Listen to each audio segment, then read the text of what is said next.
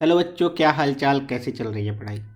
तो आज के इस वीडियो में हम लोग मेनली डिस्कस करने वाले हैं AIEEE 2012 का पेपर, जो कि आज के ज़माने में जेई मेंस के नाम से जाना जाता है।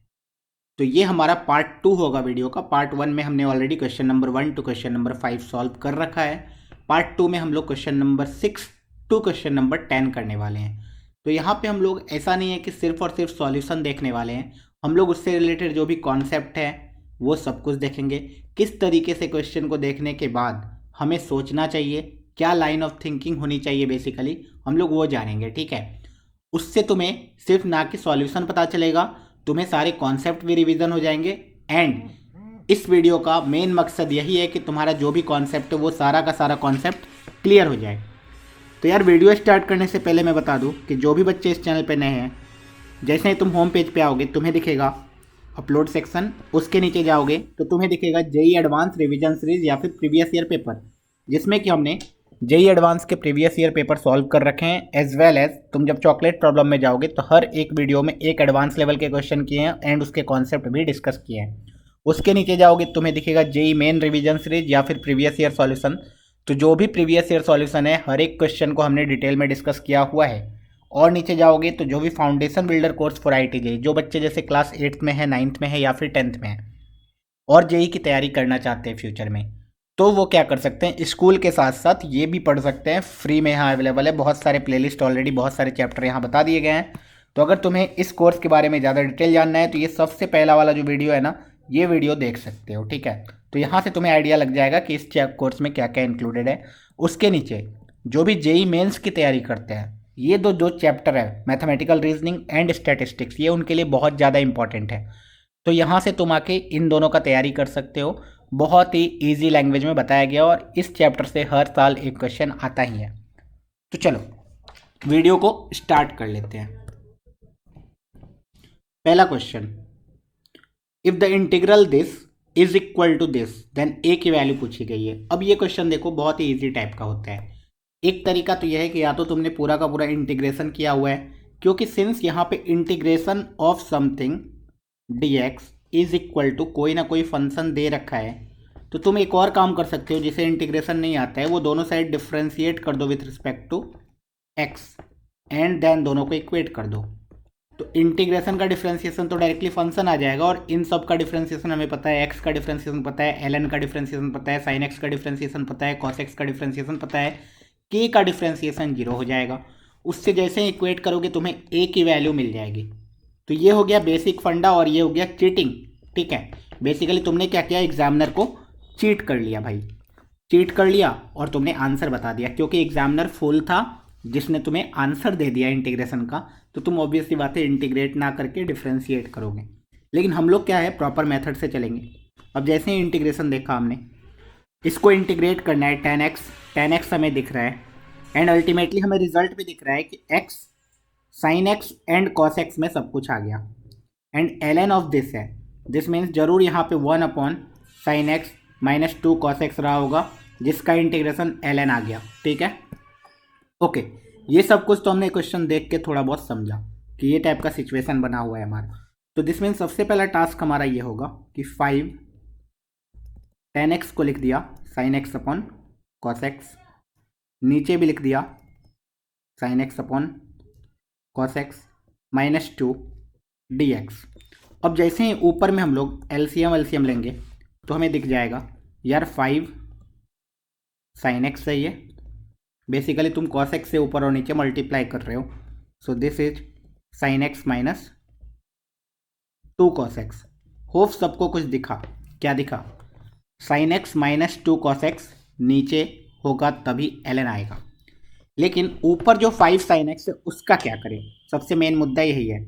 अगर इसको हम लोग t ले लेते हैं, इसको हम लोग t ले लेते हैं, एक बात समझना, इसको जब हमने t ले लिया तो इसका जो डिफ्रेंसिएशन होगा वो ऊपर आना चाहिए, लेकिन वैसा तो कुछ है ही नहीं यहाँ पे। एंड हमने इस इंटीग्रेशन के रिजल्ट में देखा यहाँ पे एक x भी है, x तभी आया होगा जब यहाँ 1 का इंटीग्रेशन हो रहा होगा। ठीक है, 1 का इंटीग्रेशन हो रहा होगा तभी x आया था। तो हमने क्या किया, सिंस हमें रिजल्ट को इस फॉर्म में बनाना है तो हमने क्या किया, इंटीग्रेशन ऊपर लिख दिया पहले sign X minus two cos x, क्योंकि ऐसा रहेगा तभी तो sign X minus two cos x से डिवाइड होगा एंड वो बन जाएगा 1 और 1 का इंटीग्रेशन हो जाएगा। लेकिन सिंस हमने ये लिख दिया तो एग्जैक्टली हमें लिखना पड़ेगा प्लस, क्योंकि यहाँ पे बीच में प्लस है, ठीक है। तो हमने प्लस में लिखा 4 साइन एक्स, 4 साइन एक्स क्यों लिखा तुम्हें समझ में आना चाहिए, क्योंकि सर यहाँ साइन एक्स था और ऊपर में 5 साइन एक्स लिखा हुआ था, तो 4 साइन एक्स ऐड कर देंगे तो हमारा काम बन जाएगा।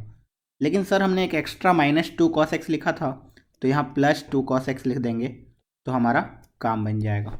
ओके, अब इसको इंटीग्रेट करना है बेसिकली।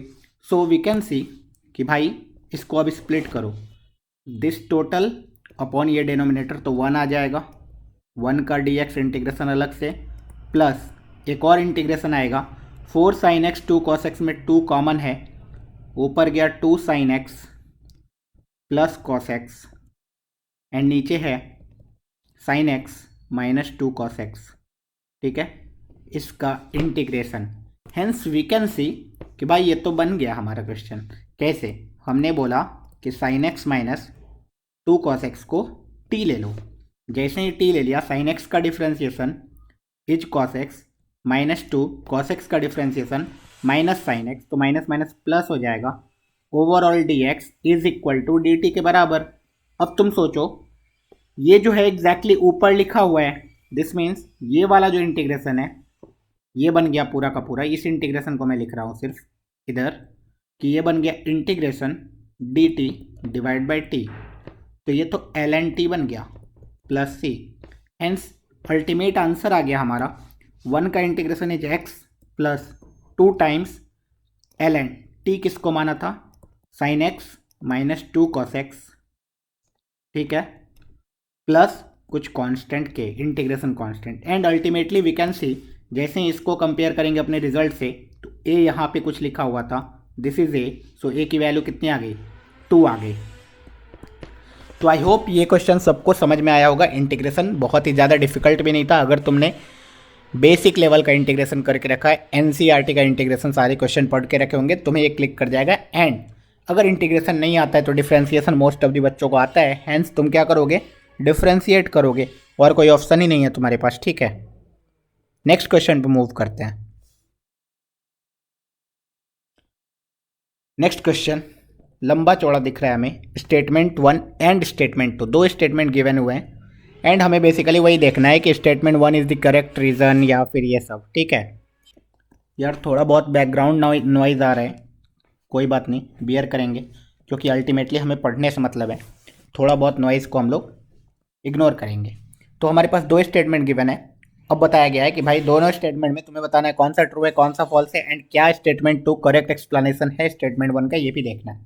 तो तुम देखो ये जो क्वेश्चन है ये जेई का फेवरेट है।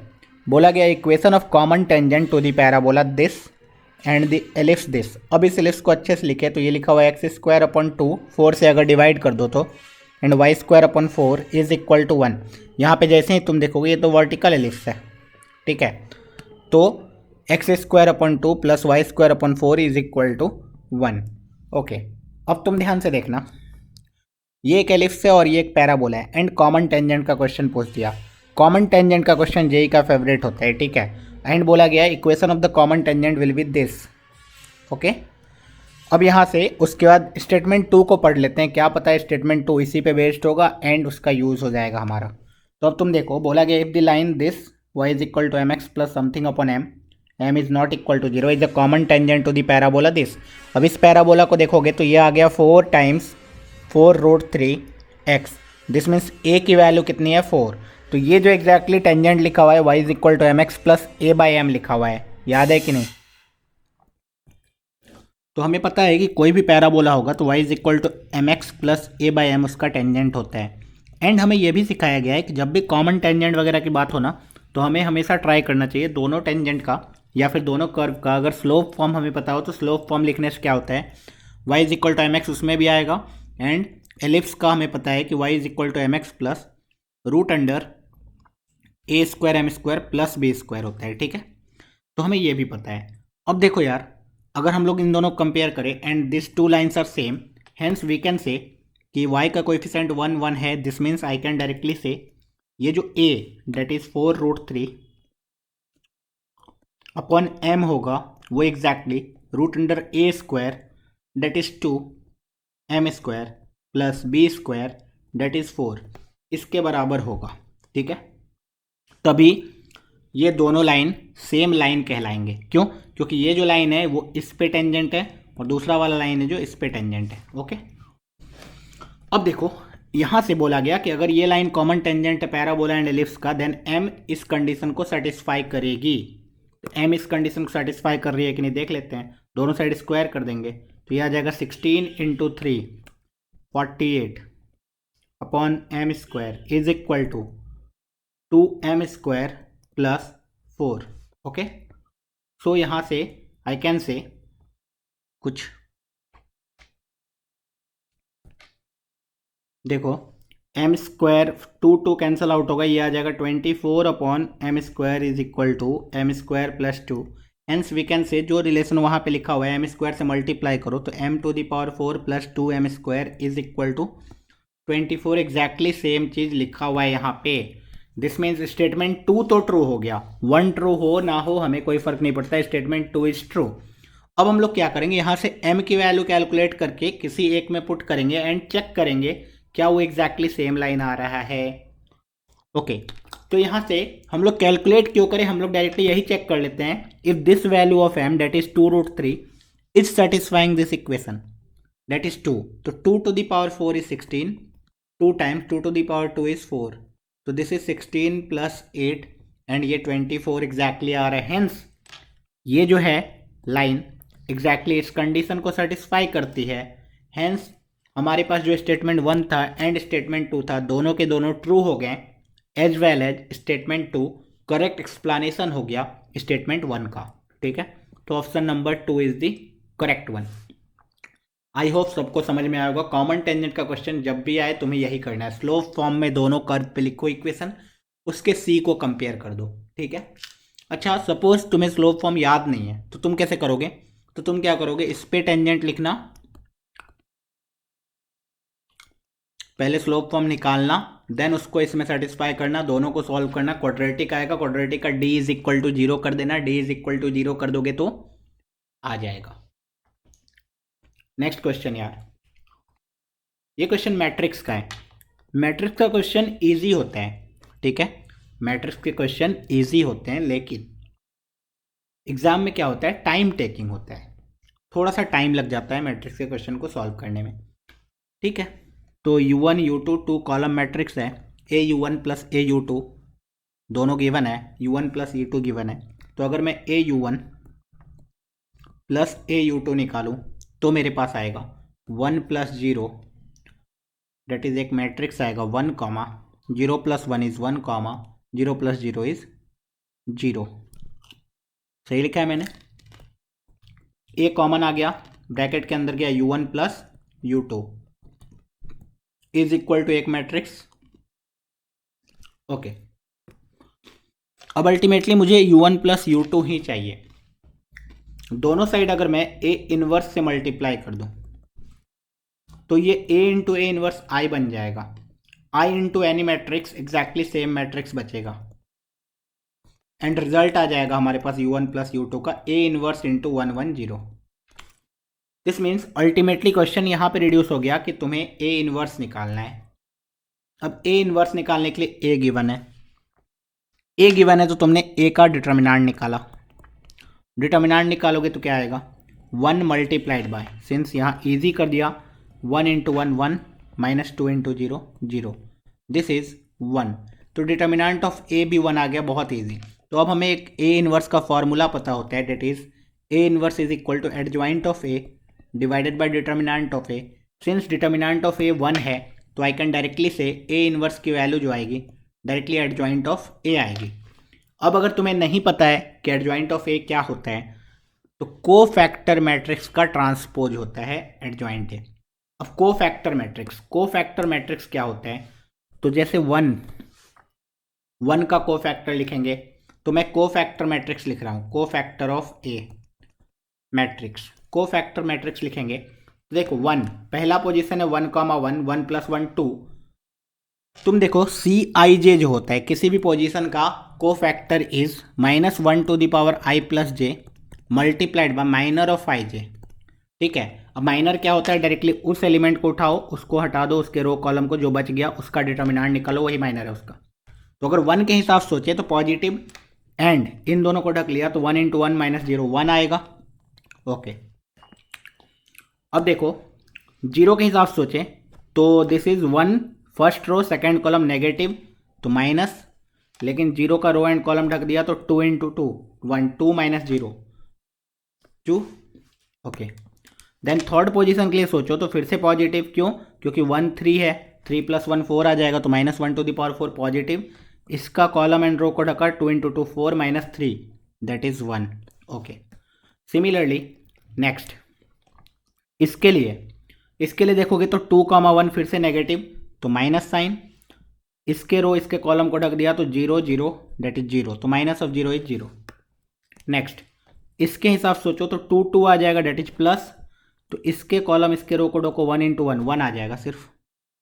देन अगेन सिर्फ यही कैलकुलेशन है जो मैट्रिक्स में थोड़ा डिफिकल्ट होता है। 0 इसके हिसाब से सोचो तो फिर से minus sign, then this 2 × 2 4 4 - 3 1। Okay, next 3,1 that is 4 positive, तो इसका रो इसका कॉलम गया 0 0 दैट इज 0।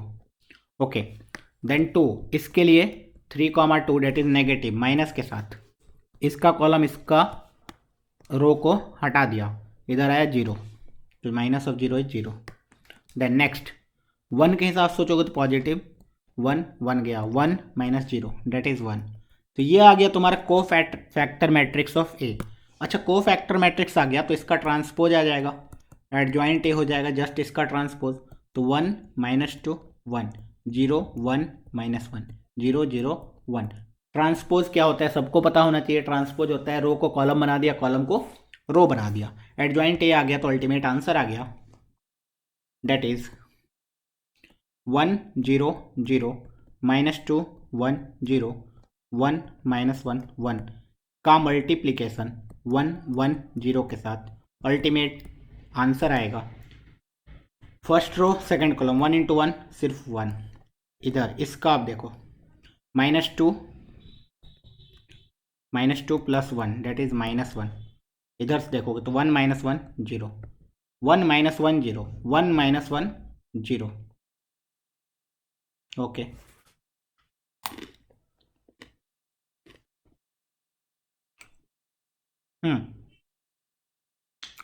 सॉरी, हाँ ठीक है, कुछ मेजर मिस्टेक हुआ है मेरे से, कहीं ना कहीं माइनस प्लस का लोचा मैंने गोफ ऑफ कर दिया है। ओके, तो कोई बात नहीं, बेसिकली तुम्हें अल्टीमेटली समझ जाना है, हाँ ये रिजल्ट आएगा को फैक्टर निकालने में या फिर एडजॉइंट निकालने में मैंने कहीं मिस्टेक किया है। ठीक है, तो बेसिकली कॉन्सेप्ट तुम्हें समझ में आना चाहिए, कॉन्सेप्ट क्लियर है। अब मैं दोबारा सॉल्व नहीं करने जा रहा हूँ यार, टाइम बहुत लंबा चला जाएगा वीडियो, तो इतना लंबा मुझे खींचना नहीं है। ठीक है, चलो, होप सबको समझ में आएगा, एंड कुछ मिस्टेक हुआ तो ज़रूर कमेंट सेक्शन में बताना कि क्या मिस्टेक किया है मैंने, कौन से स्टेप में मिस्टेक किया है। ठीक है, चलो, ताकि मुझे भी पता चलेगा हाँ तुम लोग इस वीडियो को सीरियस ले रहे हो, ताकि मैं इस तरीके के वीडियो लाते रहूँ बार बार, क्योंकि यार मेरा भी मोटिवेशन आता है तुम्हारे लाइक से या फिर तुम्हारे कमेंट से, या तभी तो मुझे पता चलेगा, तुम लाइक करोगे तुम कमेंट करोगे तभी तो मुझे पता चलेगा हाँ ऑडियंस देख रही है and they are enjoying. And अगर ये चीज़ मुझे मिलती रहेगी तो मुझे और कुछ भी नहीं चाहिए, मैं तुम्हारे लिए ही ये वीडियो बना रहा हूँ। ठीक है, मुझे ऐसा कोई पर्सनल, मुझे अब IIT क्रैक नहीं करना है, मेरा तो हो गया, लेकिन मैं चाहता हूँ कि तुम करो, इसीलिए तुम्हारे लिए करता हूँ। ओके, चलो नेक्स्ट क्वेश्चन पे मूव करेंगे। If n is a positive integer then √3 + 1 पे पावर 2n √3 - 1 पे पावर 2n। ओके, बाइनोमियल से एक्सपेंड करेंगे तो x + y⁴n का एक्सपेंशन सबको पता होता है, NCR x⁴n - r y⁴r का समेसन r = 0 से n तक। ठीक है, तो अब इसको ध्यान से देखो, √3 + 1 पे पावर 2n c 0। ठीक है, y⁴0, y के जगह 1 है, x के जगह √3 है, √3 पे पावर कितना आएगा, तो तुम बोलोगे सर √3 पे पावर आ जाएगा 2n। ओके, प्लस 2n(c)(1), √3 पे पावर कितना आएगा 2n-1 प्लस 2n(c)(2), √3 पे पावर 2n-2 प्लस 2n(c)(3), √3 पे power 2n-3 and like this, plus plus चलता जाएगा। ऊपर मैंने ऊपर वाले को लिख दिया। इसको सब्ट्रैक्ट करना नीचे वाले से, तो पहले नीचे वाले का लिख देता हूँ। माइनस आ गया तो यहाँ पे -1 आ जाएगा, डेट इज 2n(c)(0) आएगा, वहाँ पे माइनस का कोई दिक्कत नहीं है। √3 पे पावर 2n आएगा एंड -1 आएगा। जैसे ही यहाँ करेंगे यहाँ माइनस आ जाएगा, 2n(c)(1) आ जाएगा, है ना। 2n(c)(1) √3 पे पावर 2n-1 एंड -1 इधर आ गया, प्लस 2n(c)(2) √3 पे पावर 2n-2 प्लस के साथ आ गया, फिर माइनस 2n(c)(3) √3 पे पावर 2n-3 माइनस के साथ आ गया एंड प्लस माइनस चलता रहेगा। लेकिन हमें इन दोनों को ऐड नहीं करना है, हमें इन दोनों को सब्ट्रैक्ट करना है। तो जैसे ही सब्ट्रैक्ट करेंगे हमें दिख रहा है कि जितने भी इवन वाले हैं वो सारे कैंसल आउट हो जाएंगे, ठीक है। तो ये बचेगा 2 गुना ऑफ सिर्फ ऑड वाले 2n(c)(1) √3 पे पावर 2n-1, 2n(c)(3) √3 पे पावर 2n-3, 2n(c)(5) √3 पे पावर 2n-5, लाइक दिस सारे ऑड टर्म्स बचेंगे। अब पूछा है ये रैशनल है या इरैशनल है, इवन पॉजिटिव इंटीजर है, ऑड पॉजिटिव इंटीजर है, ये सब क्या है। और हमें पता है 2n(c)(1), 2n(c)(3), 2n(c)(5 सब के सब एक इंटीजर है। अब देखो √3 आ गया, √3 पे ऑड पावर, √3 पे इवन पावर लेंगे तो वो एक रैशनल नंबर आ जाएगा, लेकिन √3 पे ऑड पावर लोगे तो वो रैशनल थोड़ी ना आएगा, इरैशनल आएगा। यहाँ इरैशनल, यहाँ इरैशनल, यहाँ इरैशनल, यहाँ इरैशनल, हर जगह इरैशनल। मल्टीपल इरैशनल नंबर को ऐड करेंगे और सारे के सारे पॉजिटिव इरैशनल नंबर है तो क्या होगा, सम इरैशनल आएगा। दिस मीन्स ये जो नंबर आने वाला है वो एक इरैशनल नंबर आने वाला है। इसको करने का एक और तरीका हो सकता है, that is hit and trial method. यहाँ पे n एक पॉजिटिव इंटीजर है तो एक बार n की वैल्यू 1 ले लो, एक बार n की वैल्यू 2 ले लो, एक बार n की वैल्यू मैक्सिमम 3 ले सकते हो। तीनों से सेम चीज़ आ रहा है या दो से ही सेम चीज़ आ रहा है तो तुम कंक्लूड कर सकते हो directly result without knowing binomial theorem. जिसे बाइनोमियल थ्योरम नहीं आता है वो भी इस क्वेश्चन को सॉल्व कर सकता है। शॉर्ट ट्रिक मैंने बता दिया कि तुम क्या करो, n की वैल्यू एज्यूम कर लो। आज के बाद याद रखना एग्जाम में कभी भी n पे क्वेश्चन आ जाए, सम ऑफ n टर्म्स या लाइक दिस, तो हमेशा n की वैल्यू कुछ ना कुछ एज्यूम कर लेना, 1-2 बार एज्यूम करके वेरीफाई कर लेना, आंसर आ जाएगा, ठीक है। Okay, next question. अब ये एपीजीपी का बहुत ही सिंपल सा क्वेश्चन है। बोला है इफ 100 टाइम्स जो बोला गया है 100 टर्म t100, एपी में ना 100 टर्म या फिर सीक्वेंस सीरीज में t100 टर्म को t100 से रिप्रेजेंट करते हैं, with non zero common difference is equal to 50 times t50। एक सेकंड, तो अब यहाँ पे बोल दिया 100 times t100 is equal to 50 times t50, then तुम्हें बताना है 150th term of this AP कितना होगा। तो पहले जो रिलेशन गिवन है उस रिलेशन को हमेशा सेटिस्फाई करो, that is 50 into 2, that is directly you can say 2 times t100। t100 होगा कितना a प्लस 99d, t50 होगा कितना a प्लस 49d। तो यहाँ से देखो 2a plus 99 into 2 198d is equal to a plus 49d, है ना। ओके, सो यहाँ से a प्लस 198 माइनस 49 तो 149d इज इक्वल टू 0।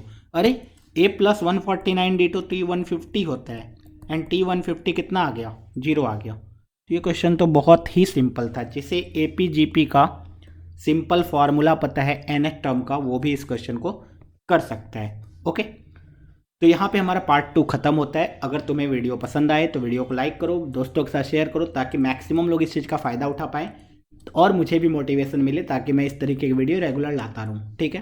तो जेईई मेंस की तैयारी अच्छे से करना है, मचा देना है, फाड़ देना है, ठीक है। पढ़ते रहो, मचाते रहो। All the best.